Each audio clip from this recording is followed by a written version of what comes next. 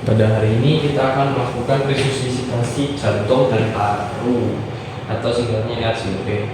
Karena pasien atau orang tersebut sedang tidak responsif dengan pingsan, yang pertama-tama kita lakukan adalah mengamankan lingkungan sekitar, diri sendiri dan juga serta korbannya.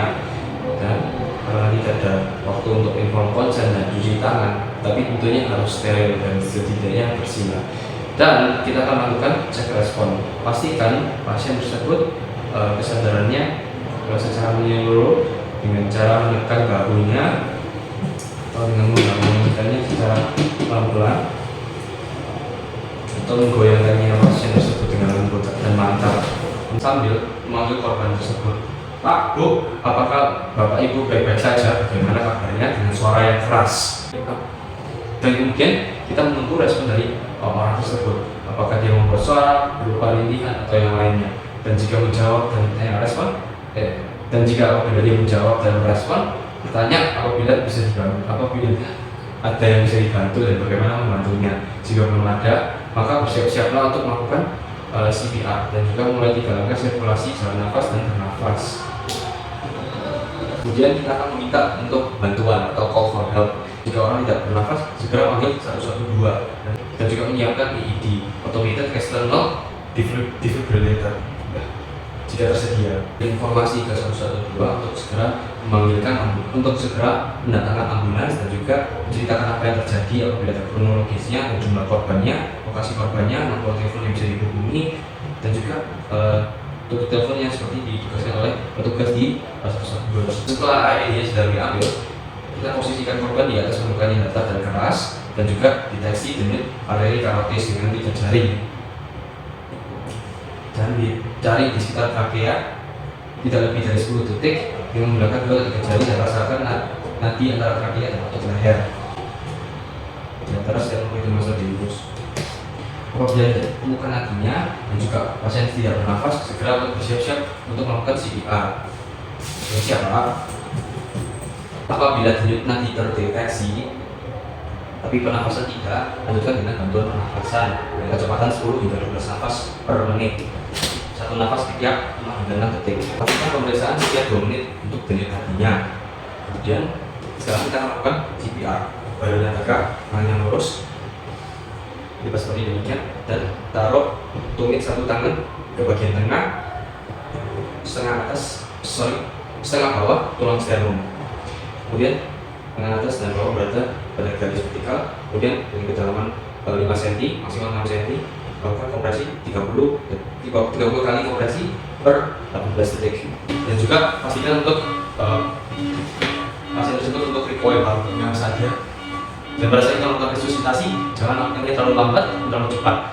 Apabila dilakukan terlalu cepat, maka darah yang dipompa dalam tubuh tidak mampu untuk direfut dengan ke dalam jantung. Dan apabila terlalu lambat, maka darah tidak akan sampai ke dalam otak atau organ lainnya. Dan pastikan untuk paru tersebut untuk recoil supaya kedapatnya udara bisa masuk dan juga bisa beralih dengan baik. Pastikan pada saat melakukan recoil tersebut dan tubuh kita tidak berada di dada pasien. Kalau itu melakukan recoil dengan baik. Insufficient compression. 5, 6, 7, 8, 9, 10, 1, 2, 3. Excessive compression. 9, 10. Setelah kita melakukan 30 kompresi, kita akan melakukan ventilasi dalam ABC airway. Kita dapat melakukan head tilt apabila tidak adanya cedera dengan cara demikian. Dengan kepala pasien kita lakukan seperti ini dengan jari menghadap ke atas. Kemudian kita akan memberikan airway supaya adanya udara yang bisa masuk ke dalam pasien. Dan apabila ada cedera apabila ada cedera tulang belakang, dia akan menggunakan jotas dengan kedua jari ditarik ke belakang demikian. Karena ini mana saya harus mengangkat headnya supaya bisa kepalanya menasi. Letakkan 2 jari masing-masing akan tersebut oleh pasien. Kemudian angkat dan pindah ke depan untuk membuka jalan nafas. Kemudian breathing. Kita melakukan kompresi, kita memberi ventilasi 2 kali. Kita melakukan pegangan dengan EC garis 2 jari sebelumnya, tekan pada masker dan tiganya mengangkat tangan juga memastikan airway breathing. Lakukan 2 kali hingga terhadap korban pengembang. Terus kemudian kita lakukan 5 siklus RCP tersebut selama 2 menit. Setelah 5 siklus RCP dilakukan berarti 30 kompresi, kemudian 2 kali ventilasi, kemudian lagi 30 kompresi, kemudian 2 ventilasi hingga dalam 2 menit. Dan kita lakukan pengajian antikarotis seperti tadi sebelumnya. Apabila tidak ditemukan, kita lakukan 5 kali siklus 30 kali kompresi dan juga 2 kali ventilasi sekali lagi. Atau bila adanya AED Automated External Defibrillator hingga AED tiba dan juga arteri karotis dapat dirasakan. Kita AED. Adult patient. If the patient is a child, press the child button. Remove clothing from the patient's chest. Remove maggot and apply pads on the patient's bare skin. Apply pads as shown in the pictures. Press pads firmly on skin. Apply pads as stress pads firmly on skin. Do not touch the patient. Analyzing heart rhythm.